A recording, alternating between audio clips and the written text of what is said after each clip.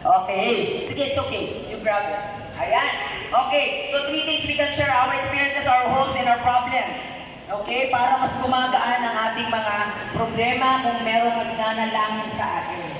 I want you to know if you belong to a Christian church o naging member kayo, may nanalangin para sa problema mo. Okay? Those are true believers of Christ. Alright, so next slide please. Next slide please. Thank you. When you share joy, it is doubled. When you share problem, it is divided. Sinabi ko na kanina. Next slide please. Praise be to God and Father our Lord Jesus Christ, the Father of compassion and the God of all comfort, who comforts us in all our troubles, so that we can comfort those in any trouble with the comfort we ourselves have received from God. Alam niyo ba kung bakit? Tignan niyo nga yung mga pastor at pastora na nandito ngayon. We left our kids just so we can minister with you. Para mag-minister namin kayo. Iniwanan namin ang aming pamilya, mga anak namin, and some of us probably have little children pa sa kanilang bahay. Kasi, mahal namin kayo. Alam niyo bakit mahal namin kayo kahit hindi namin kayo kadugo? Kasi nauna kami inibig ng Diyos. At dahil nauna kami nakaranas ng pag-ibig ng Panginoon, mahal namin kayo. Mahal na rin namin kayo at gusto namin maranasan nyo what it's like to belong to the family of God. Lahat kayo na nagtaas kanina, Sister Maya, hindi ako lumaki na may tatay o may nanay. Hindi ko ako kompleto.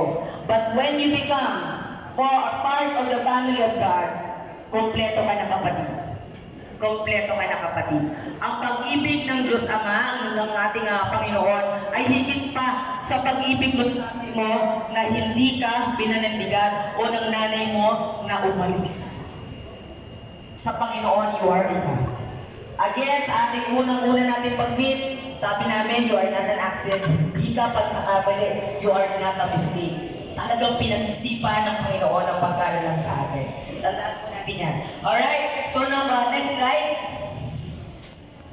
Next slide, please. Ayan.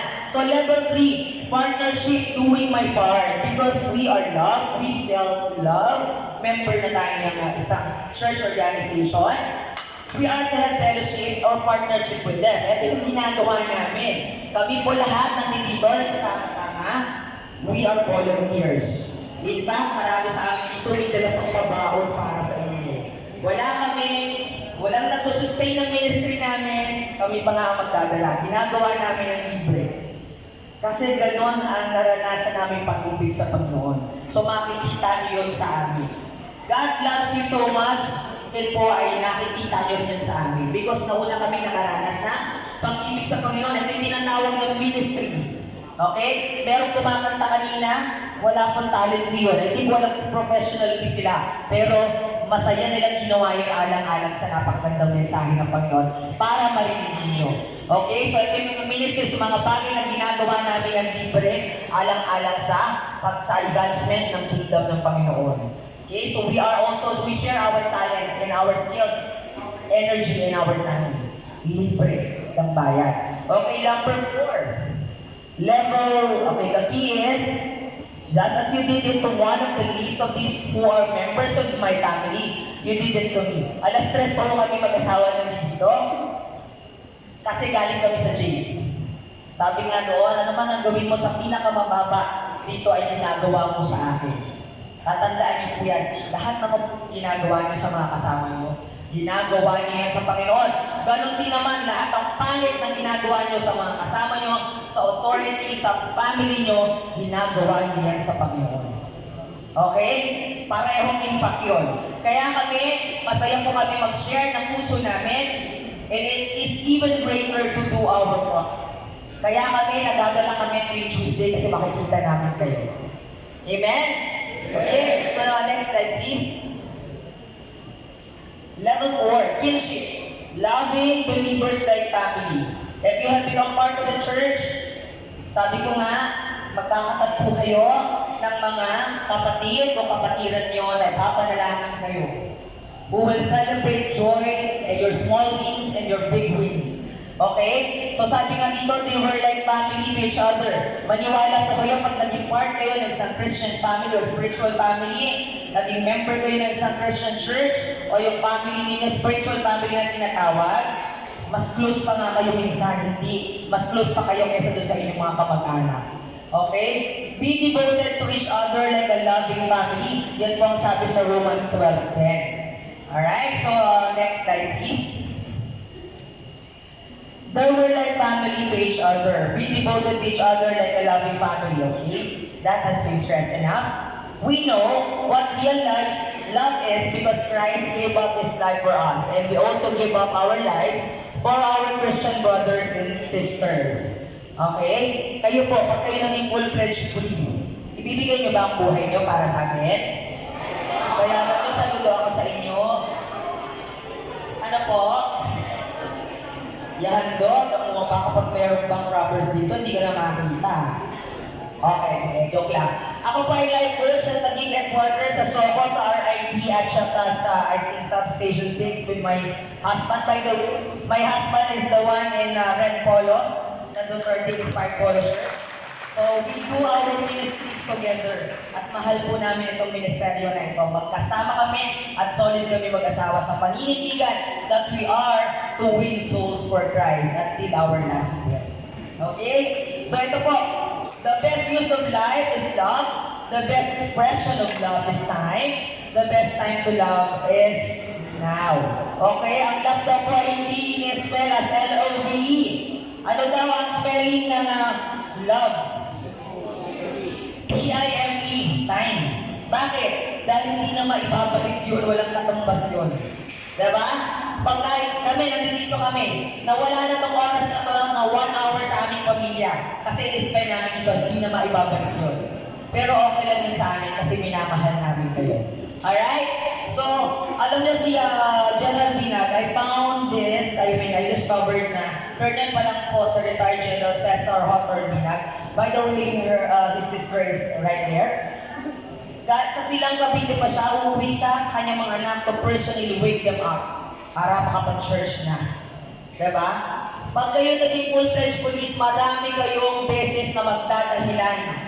Gusto kong maunawaan ninyo at markay sa inyo ngayong gabi. Sabi ni Sister Maya, ang totoong pag-ibig ng bibigay ng oras. Kasi yung general nga nagawa na rin naman niya.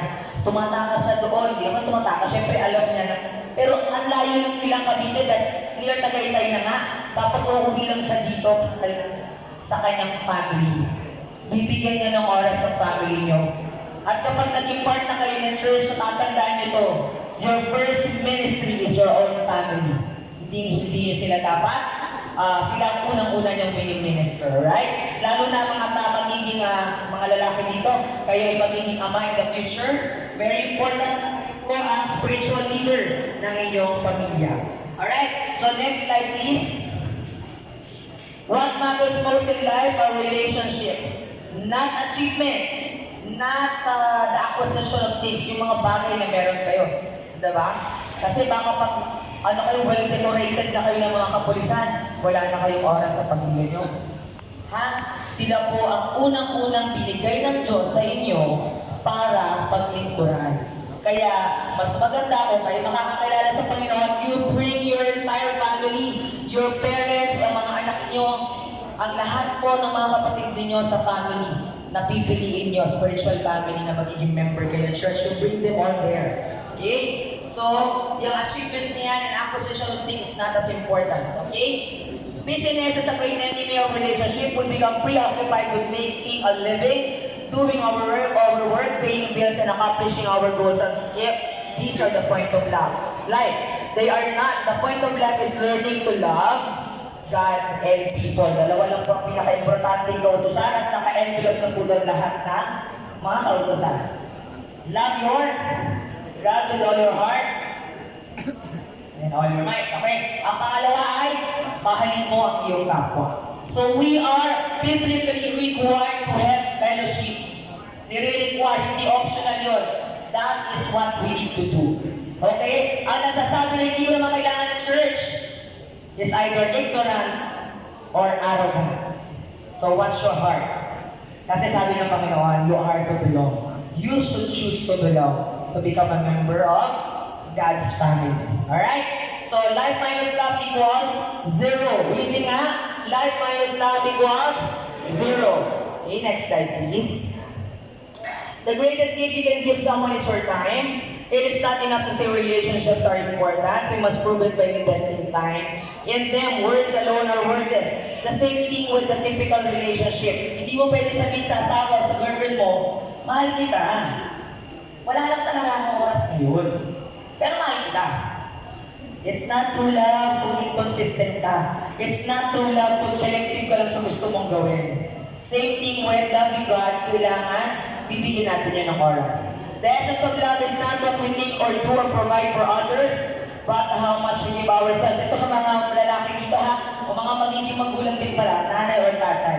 Alam niyo yung mga toys, expensive toys na ibibigay mo sa kanila. Hindi yan ang maaalala ng mga bata. Ang maaalala ng mga anak niyo yung oras na binibigay niyo sa kanila. Mark this day. Maaalala niyo to, pag nagkakaroon na kayo ng mga problema, dahil kayo po ay punong-puno na ng kabisihan sa buhay, hindi na natin naiintindi ang ating sarili pamilya. Alright? So, the most desired gift of love is not diamond, roses, or chocolates. Nag-aagal pa yung mga babae kasi parang yung mga babae gusto ng diamonds. Okay na rin sa akin na walang time, Sister Maya, basta may diamonds, why na? Pero no, we want time. It is focus, attention, love concentrates so intently. O yan, pumiyok pa talaga ako. Love concentrates so intently on another that you forget yourself at the moment. Ang pag-ibig po, kailangan nyo intentionality. Okay? We want to win souls for Christ. Dadating kami dito maaga, maayos, ready na kami. Because we are intentional to share the word of God to you. Hindi kami malilito mali. Diba? So attention says, I value you to give you my most precious asset, my time. Whenever you give your time, you are making a sacrifice, and sacrifice is the essence of love. If you become part of the family of God, huwag nyo gawing optional. Kapag kayo mga magulang, optional sa inyo ang makapagsamba o makapag-church, optional na rin yan sa inyong mga anak. Kasi pinalaki nyo sila na optional lang na mag-church. Okay lang kahit paminsan-minsan, hindi tayo nakakapag-church. Pag optional sa inyo ang manalangin at optional lang din ang pagbabasa ng Biblia, optional din yan sa lahat ng ipuproduce nyong anak. Kasi nakita sa inyong mga magulang. Okay? So, again, next slide please. Let's have a review. Review na agad. Okay, check po natin. Level 1. Ito po yung mga 4 types of fellowship ha. Yung Bravo Company, where are you ladies? Okay, nandyan sila. Alam niyo na, 4 types of fellowship. Membership, friendship, level 2, level 3 is partnership, and level 4, kinship. Paka-memorize at baka may pa-laptops mamaya. Memorize yun na, di ba? Okay, so next slide. In which level of fellowship are you in? Membership, saan kayo ready na? O yung friendship, number 3, actually may mga levels na. So, level 1, level 2, meron yung parang stage 1, stage 2, stage 4. Alright, so membership, you choose to belong to a church. Number 2 is friendship, level 3 is partnership, and number 4 is kinship, that you have to love your fellow believers. So, naintindihan po natin? Meron po ba? Ayan. So, yan po ang pagdidiscussion po ninyo ng mga facilitators later. Meron pa po bang slide, Pastor Jim? Okay, bigyan mo. Salamat, Pastor Jim.